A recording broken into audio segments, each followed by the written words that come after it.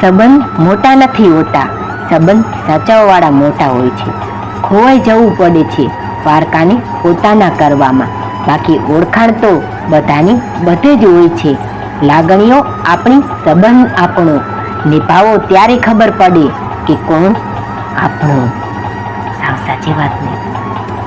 જો આપણે જ બધાને જવાબ આપીશું ને તો સમય શું કરશે?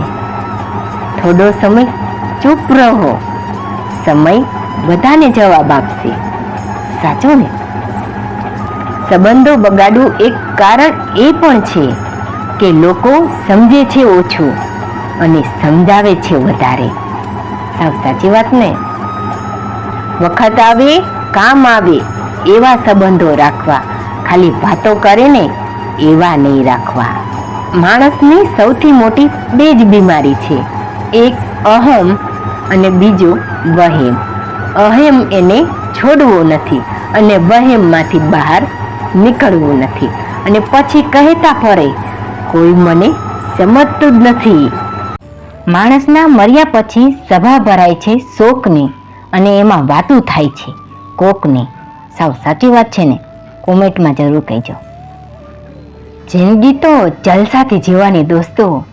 તકલીફને પણ ખબર પડે હું ખોટી જગ્યાએ ભરાઈ ગયો છું.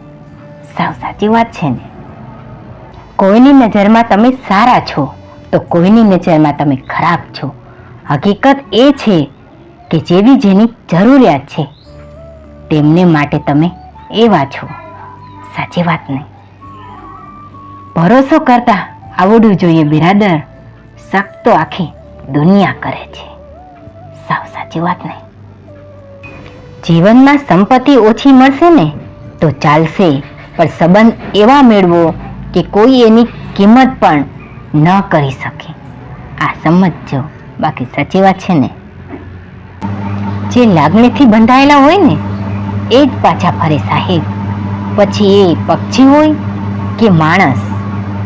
વધારે પડતા સારા નહીં બનવું દોસ્તો, કેમ કે કોઈ માટે જીવ આપશો ને તોય પણ છેલ્લે એ જ કહેશે કે મેં થોડુંક કીધું તું.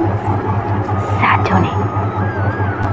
જેની માટે તમે બધું જ જતું કરો છો ને છેલ્લે એ જ વ્યક્તિ તમને જતા કરે છે, કારણ કે વધારે પડતી લાગણી કોઈને પણ સમજાતી નથી મિત્રો.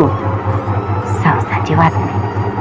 દીવાને વંદન એટલા માટે કરવામાં આવે છે, એ બીજા માટે બળે છે, બીજાને જોઈને નહીં. સાચું ને? કોઈએ મને પૂછ્યું કે દર્દની કિંમત કેટલી? મેં કહ્યું મને નથી ખબર, કારણ કે મને બધા મફતમાં આપી ગયા છે. સમજજો. સાચું ને? જિંદગીમાં બીજું કંઈ આવડે કે ન આવડે, પણ માણસોને ઓળખતા તો આવડવું જ જોઈએ, કેમ કે લોકો જેવા દેખાતા હોય છે ને તેવા બિલકુલ હોતા જ નથી.